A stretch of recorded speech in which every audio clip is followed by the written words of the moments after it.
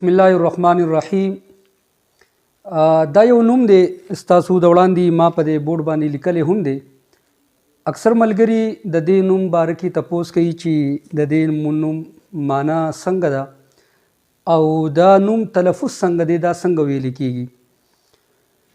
نو دا نوم چې دی نو دا دی زین نیرا، په ځا باندې زیر دی، بیا نون باندې شد دی او نون باندې ورسره زیر، بیا یا باندې چې دی غوړندې دی او را باندې زبر دی او بیا په اخره کې ګول تا ده.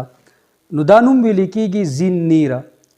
اگر چې دا نوم د لغاتو په کتابونو کې خو داسې موجود نه دی، خو البته دا نوم زین نیرا دا د یو صحابي چې دی هغه نوم دی. نو کله چې یو نوم د صحابي یا یو نوم د صحابي موجود وي نو پاغې کې بیا معنی ته کتل نه پکار، د هغې کې دغه نسبت د صحابو دا نسبت چې دی نو هغه کافي وي.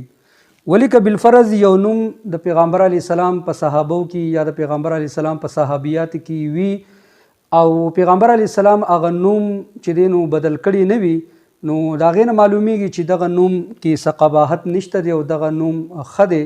نو لهذا دا نوم چې دی نو دا زین نیرا دی. زین نیرا، زا باندې زیر، نون باندې بیا شد او نون یا زیرنی او را باندې زبر او بیا ګول تا ده. نو دا زین نیرا ویل کېږي. ZINNERA زین نیرا.